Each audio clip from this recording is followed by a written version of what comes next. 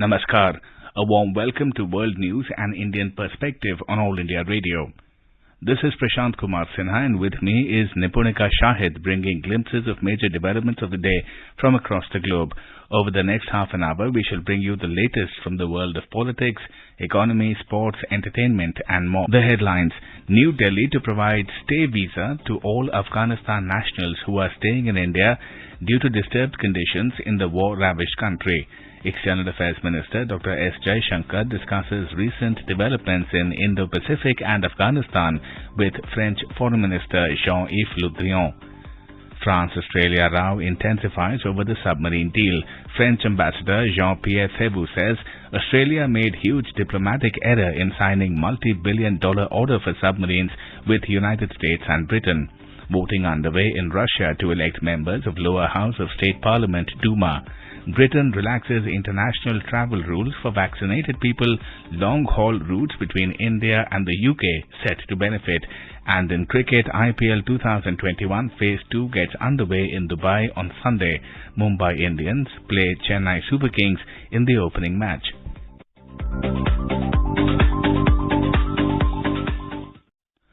As the nationwide free COVID-19 vaccination campaign at government facilities for those above 18 years is underway, we advise our young listeners to get vaccinated and to help others get vaccinated. We also advise our listeners not to lower their guard as COVID-19 remains a threat to our health. Please stay at home unless it is essential to go out and continue to follow these 3 simple steps. Wear a face mask, maintain 2 gaz ki duri for social distancing, and focus on hand and face hygiene. For any COVID-related information and guidance, contact national helpline numbers 011-2397-8046 and 1075. Now the news in detail. India's Ministry of Home Affairs MHA will provide a stay visa to all Afghanistan nationals who are staying in India due to disturbed conditions in the war-ravaged country. It will allow them to stay for a longer period in the country. Afghanistan nationals who were evacuated to India under the new E-Emergency X Miscellaneous Visa were initially granted a 6-month visa. A senior MHA official confirmed that initially a 1-month visa was granted to all Afghan nationals who came to India after political turmoil in their country before the emergency visa was introduced on the 17th of August. The visas of all Afghan nationals will be converted into a stay visa that has 1-year validity and it can be extended further. The official said that members of minority communities in Pakistan, Bangladesh, Afghanistan, namely Hindus, Sikhs, Buddhists, Jains, Parsis and Christians, are eligible for grant of long-term visa, LTV, and for others there is a provision of stay.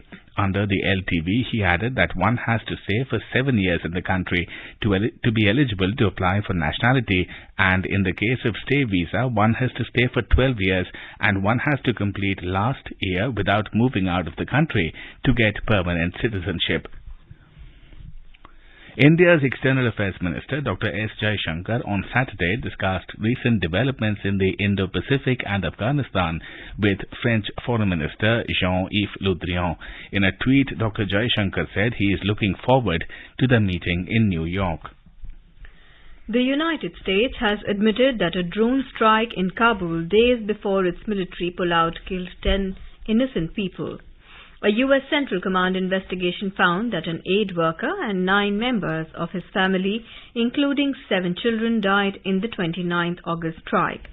The deadly strike happened days after a terror attack at Kabul airport amid a frenzied evacuation effort following the Taliban's sudden return to power. U.S. Central Command General Kenneth McKenzie said that U.S. intelligence had tracked the aid worker's car for 8 hours, believing it was linked to IS-K militants, a local branch of the Islamic State group. He described the strike as a tragic mistake and added that the Taliban had not been involved in the intelligence that led to the strike. Meanwhile, the chairman of the U.S. Joint Chief of Staff, General Mark Milley, is holding talks with his NATO counterparts in Greece. The meeting is significant in the wake of recent developments in Afghanistan. Both US and NATO have pulled out troops from Afghanistan recently, and it has been followed by a complete takeover by the Taliban. The deliberations are expected to be centered around the way ahead and areas like intelligence sharing and other agreements to prevent terrorist groups from being harbored and threatening United States or the region. The Security Council unanimously adopted a resolution renewing the mandate of the UN Assistance Mission in Afghanistan, UNAMA, on Friday, specifying the importance of equal and meaningful participation of women in public life. The resolution also emphasizes the importance of the establishment of an inclusive and representative government in the wake of the Taliban takeover on 15th August. It further highlights the importance of upholding human rights, including for women, children and minorities. Authorizing a 6-month extension of the UN mission's mandate, Council members requested the Secretary General to prepare a report by January 31st, 2022 that outlines strategic and operational recommendations for the mandate of UNAMA in light of recent political, security and social developments. It also calls on Antonio Guterres to brief the Council on the situation in the country and the work of UNAMA every 2 months until March 17, 2022. French ambassador to Australia Jean-Pierre Thubeau has said that Australia made a huge diplomatic error in signing multi-billion-dollar order for submarines with the United States and Britain. He said this on Saturday after Canberra ditched a multi-billion-dollar order for French submarines in favor of an alternative deal with the United States and Britain. The French ambassador told journalists in Canberra that he thinks this has been a huge mistake and a very bad handling of the partnership because it wasn't a contract. It was a partnership that was supposed to be based on trust, mutual understanding and sincerity. Australia said on Thursday it would scrap the deal signed in 2016 for France's naval group to build a fleet of conventional submarines and would instead build at least 8 nuclear-powered submarines with US and British technology after striking a trilateral security partnership. France has said that it is recalling its ambassadors in the United States and Australia for consultations in protest of a security deal which also includes the United Kingdom. In a statement issued on Friday night, French Foreign Minister Jean-Yves Le Drian, who had described the pact as a stab in the back, said the ambassadors were being recalled at the request of President Emmanuel Macron. New Zealand Prime Minister Jacinda Ardern spoke personally to her Australian counterpart Scott Morrison to tell him the vessels would not be welcome in the waters of her country, which has been a no-nuclear zone since 1984. Malaysia on Saturday expressed concerns that Australia's plan to build nuclear-powered submarines under a new pact could catalyze a nuclear arms race in the Indo-Pacific region. Malaysia's Prime Minister's office said in a statement that it will provoke other powers to also act more aggressively in the region, especially in the South China Sea. The agreement is widely seen as an effort to counter China's influence in the contested South China Sea. It was announced by US President Joe Biden, UK Prime Minister Boris Johnson and his Australian counterpart Scott Morrison. France was informed of the alliance only hours before the public announcement was made. India's Agriculture Minister Narendra Singh Tomar participated in the G20 Agriculture Ministerial Meeting on Saturday, organized by Italy, which holds the presidency of G20. Addressing the session on the topic Research as a Driving Force Behind Sustainability, Mr. Tomar said agricultural research has played an important role in tackling the problem of food security, improving the income of farmers and agriculturists, and sustainable use of natural resources for the subsistence of people. The minister stated that agricultural research in India has played a major role in transforming the country from being a food importer to a food exporter. He said today, with an annual production of 308 million tons of food grain, India is not only in the realm of food security, but is also catering to needs of other countries. He said Oilseeds Technology Mission doubled the production of oilseeds in 10 years. The Agriculture Minister explained that by the year 2030-31, India's population is likely to exceed 150 crores, for which the demand for food grain is then estimated to be around 350 million tons. Foreign Affairs Minister of Saudi Arabia, Prince Faisal bin Farhan Al Saud, is to arrive in New Delhi on Saturday on a 3-day official visit to India. He will meet External Affairs Minister Dr. S. Jaishankar on Sunday. On Monday, Prince Faisal will call on Prime Minister Narendra Modi. This is All India Radio giving you the news. For quick news updates round the clock, follow us on Twitter at @AIR News Alerts. Russia is holding elections to the state parliament Duma, the lower house of parliament, from Friday. The voting will take place till Sunday over a 3-day period due to the COVID-19 pandemic. It is widely expected that the ruling United Russia Party will secure a convincing victory in the elections. Around 108 million voters in Russia have a right to elect 450 members of the state Duma for a 5-year term. United Russia has been the dominant party in the country for decades, and it enthusiastically supports President Putin, although he has run as an independent candidate since 2018. United Russia currently has a majority with 334 seats. Half of the Duma seats are filled by direct election. The UK government has announced a major relaxation in international travel rules for vaccinated people, with long-haul routes between India and the UK set to benefit. From the 4th of October, the current traffic light system of red, amber and green countries based on levels of COVID-19 risk will be scrapped and replaced with one red list only. The scrapping of an amber list, which is what India is currently on, means reduced cost burden for travellers related to compulsory quarantines and PCR tests. From the 4th of October, travellers will also no longer need to take pre-departure PCR tests for travelling into England from abroad. UK Transport Secretary Grant Shapps said the move will allow more people to travel, see loved ones or conduct business around the world. In today's Hotspot section, we bring you a discussion on SCO summit outcomes. In conversation are Sashank, former Foreign Secretary, and Manas Pratimbhuyan, journalist. The 21st summit of the Shanghai Cooperation Organization's Council of Heads of State took place in the hybrid format in Kazakhstan's capital Dushanbe yesterday.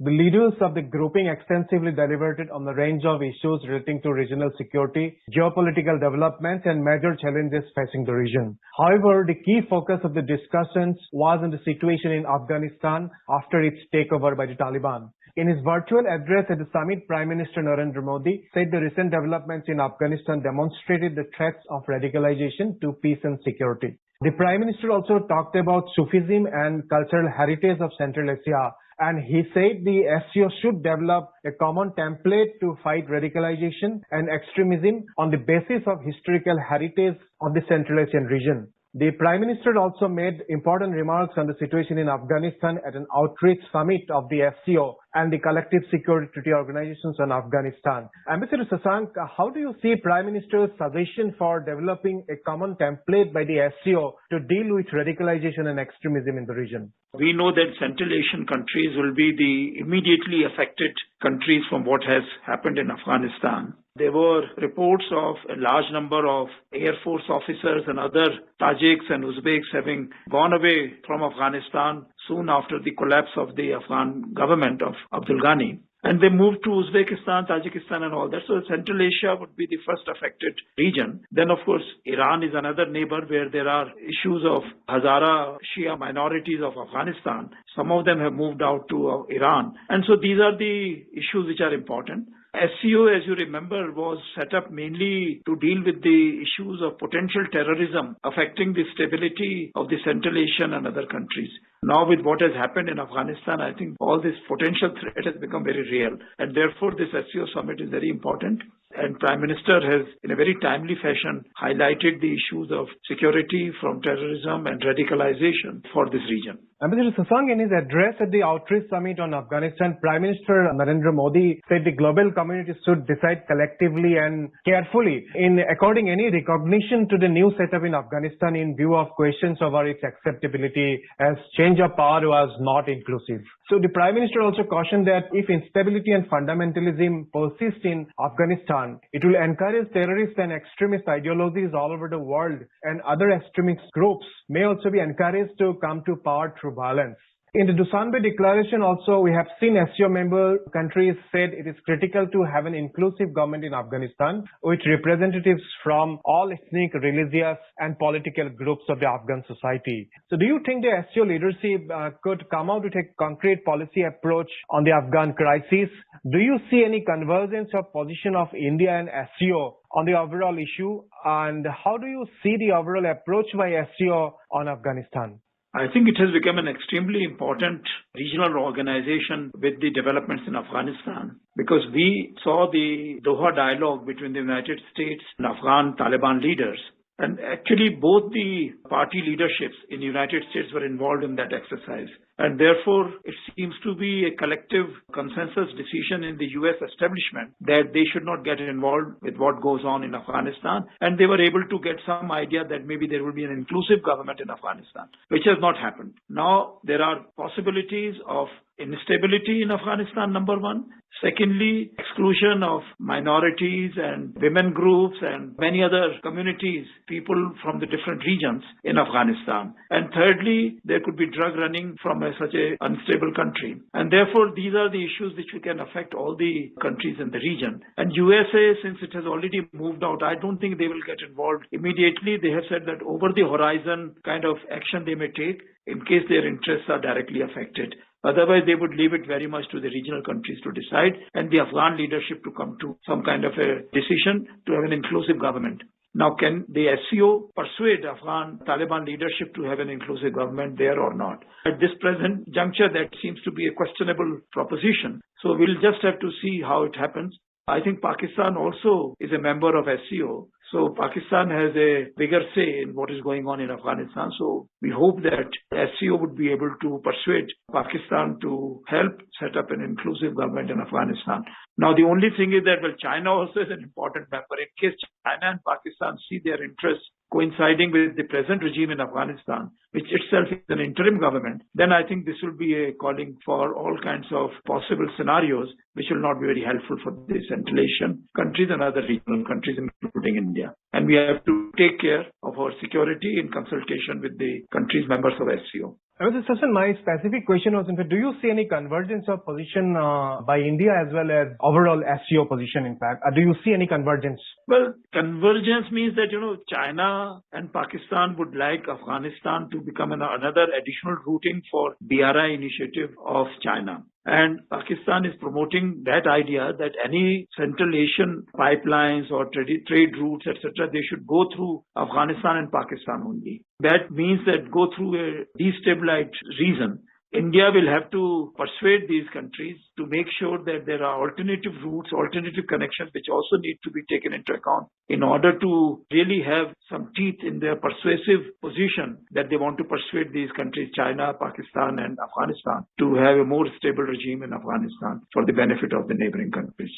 Mr. Zhang, the SCO declaration mentioned that the member states reaffirmed the special role of SCO regional anti-terrorist structure. That's a very important organization in the joint fight against terrorism, separatism, extremism in order to ensure regional security. So how do you see the assertion given the fact that one of the member states of SCO, Pakistan, has been backing, sheltering and providing logistical support to various terror groups, including the Haqqani network, which is in power in Afghanistan as part of the conglomeration. And India is importantly holding the presidency of SCO reps in the coming days.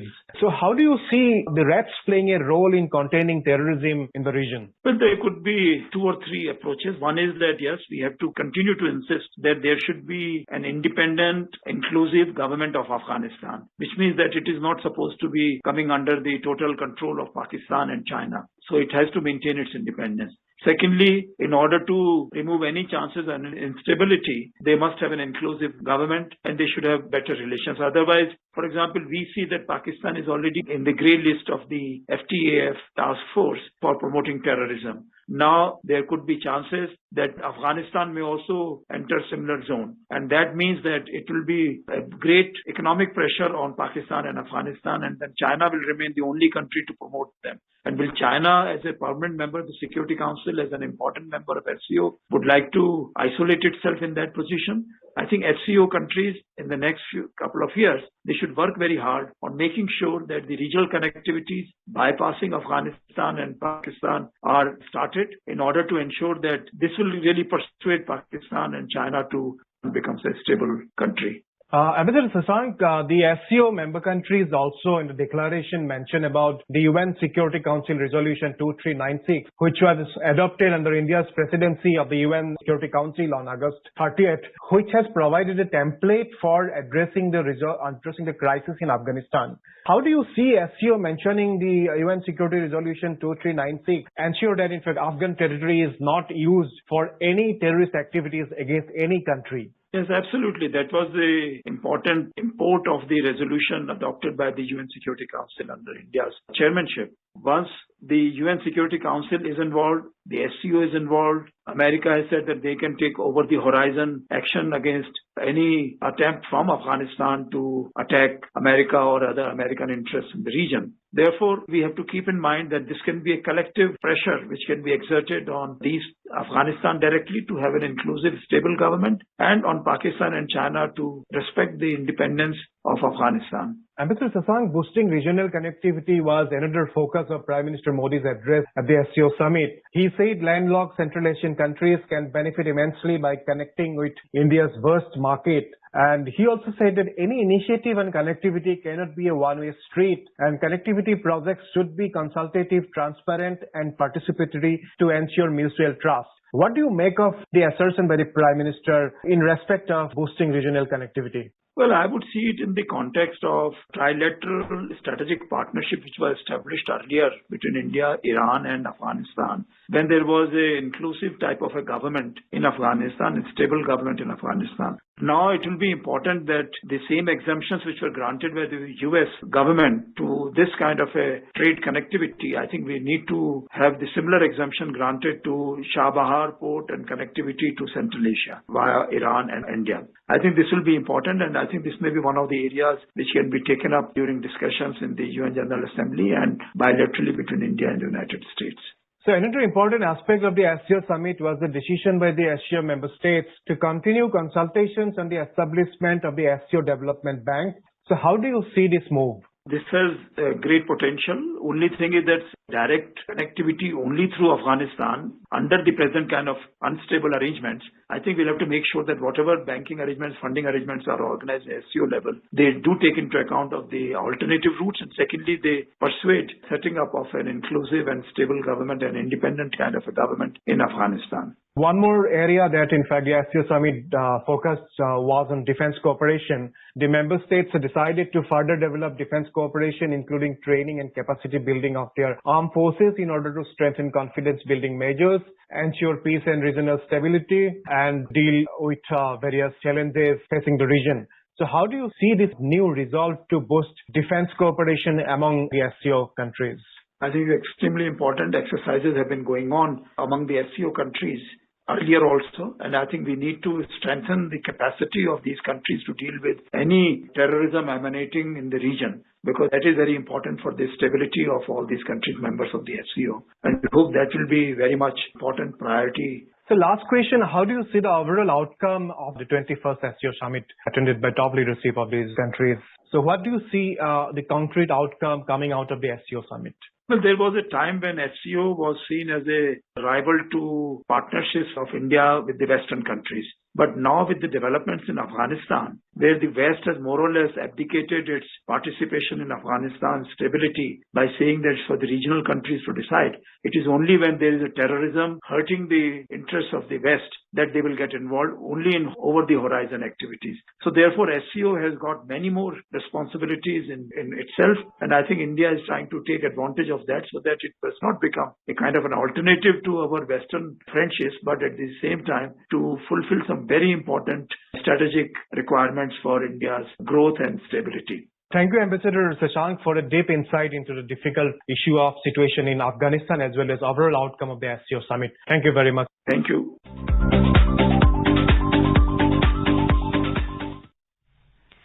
A trial of Myanmar's deposed civilian leader Aung San Suu Kyi on corruption charges is set to begin on 1st of October, a member of her illegal team has said. Lorkin Mongzo on Friday said that a judge declared the trial would be held at the special court in the capital. Naypyidaw on every other Friday. Aung San Suu Kyi has been under house arrest since her National League for Democracy government was deposed by the military in a February coup that sparked a mass uprising and a brutal crackdown on dissent. She is currently being tried on other charges by the special court. In Algeria, former President Abdelaziz Bouteflika has died after a long illness at the age of 84. He led the country for almost 2 decades. He stepped down in 2019 after his bid for a 5th term in office led to massive street protests. Bouteflika played a key role in Algeria's War of Independence in the 1950s and 60s. Then in 1999, as Algeria emerged from a brutal civil war that killed almost 2 lakh, he became president at the urging of the military. Bouteflika had rarely been seen in public since a stroke in 2013, which affected his speech and mobility. Students in Bangladesh aged 12 to 17 will start getting the US-made Pfizer COVID-19 vaccine in the next 15 to 20 days. According to the UNB Health Minister of Bangladesh, Zahid Maliki has said that the Pfizer vaccine is suitable for children and arrangements have been made to collect the vaccine doses. He said that vaccination of school children is necessary as the educational institutions have now opened. More than 21.85 million people have received the first dose of COVID-19 vaccination in Bangladesh, while more than 14.39 million people have received both the doses of the vaccine till Thursday. Good news for cricket fans. The second phase of Indian Premier League gets underway in Dubai on Sunday. In the opening match, reigning champions Mumbai Indians take on the 3 times champion Chennai Super Kings. The game is expected to have a tight finish as Rohit Sharma-led Mumbai Indians square off against MS Dhoni-led Chennai Super Kings. Both teams are balanced and have the potential to be the match winners on a given day. Now let us take a look at the major developments around the world as reported in the foreign press. The Guardian says Australia regrets France's recall of ambassador as AUKUS fallout predicted to last year's. The Washington Post writes, Pakistan calls for engagement with Taliban as West highlights concerns of abuse. The Globe and Mail say, United Nations hold emergency session on Somalia's political crisis, and Financial Times reports, World Bank inquiry finds IMF chief pushed staff to boost China rankings. A quick look at the headlines once again. New Delhi to provide a stay visa to all Afghanistan nationals who are staying in India due to disturbed conditions in the war-ravaged country.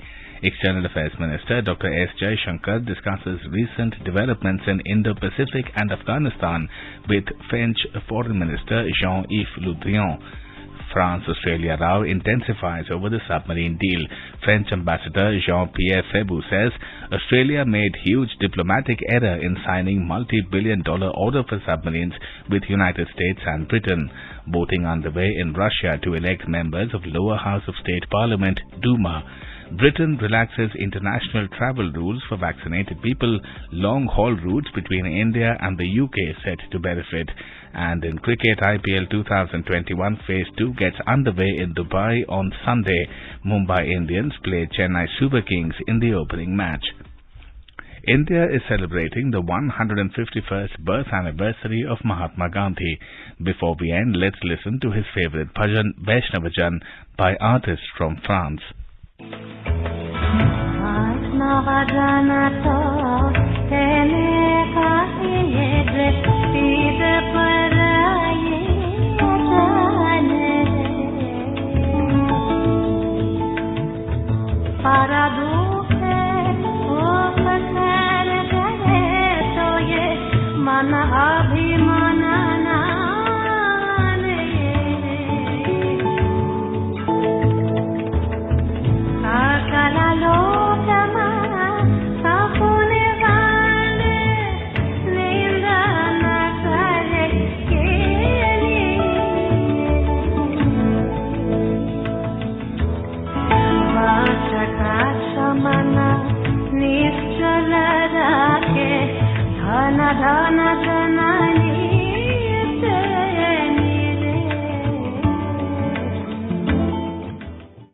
And with that, we end this bulletin. We'll be back at the same time tomorrow with the next edition of World News.